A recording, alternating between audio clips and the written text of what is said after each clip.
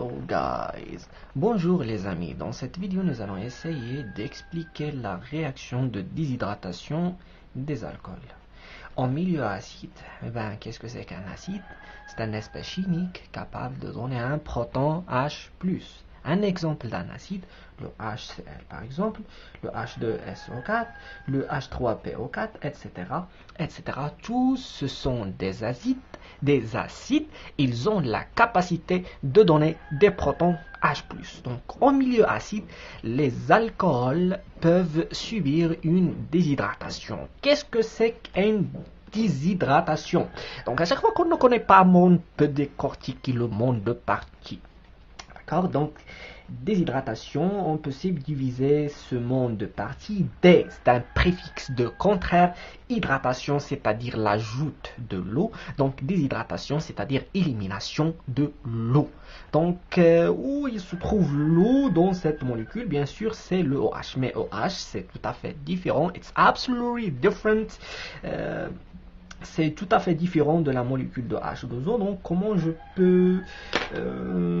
peux caractériser la molécule d'H2O? Donc, on va expliquer tout ça dans le mécanisme réactionnel. Déshydratation, on obtient majoritairement l'alcène le plus substitué, c'est un produit de Zaitsev. Donc, on va expliquer tout ça dans le mécanisme. La seule méthode de comprendre n'importe quelle réaction, c'est de détailler le mécanisme de cette réaction. Donc, toujours dans les mécanismes réactionnels, on va jouer sur les charges. Les charges en se basant sur la différence d'électronégativité. Donc, nous avons ici un carbone, il y a un oxygène. L'oxygène est plus négative, et en plus de ça il possède deux doublets électroniques et une charge partielle négative. Donc à chaque fois qu'on trouve une charge négative et une charge positive, le résultat est une attraction d'après la loi de Coulomb, la loi très connue en physique.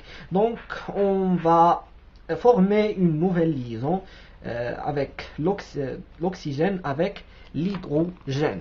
Excuse my French. Voilà, R1, R2, O. Et donc nous aurons la formation d'une nouvelle liaison oxygène-hydrogène.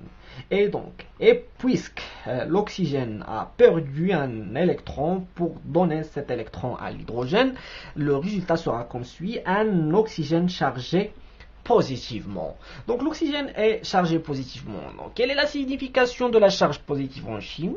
La charge positive en chimie signifiait la pauvreté électronique ou bien la déficience électronique. Donc c'est-à-dire que cet oxygène est très pauvre en électrons.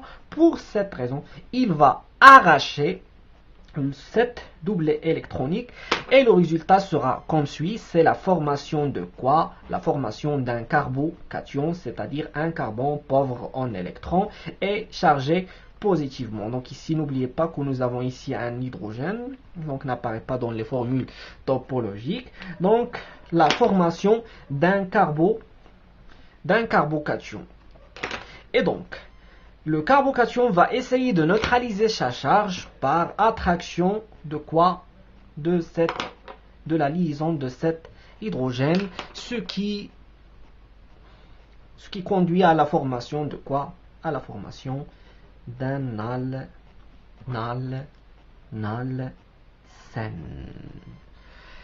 Et voilà, donc merci de votre attention. Si vous avez des questions, n'hésitez pas de les poser. Courage à tous.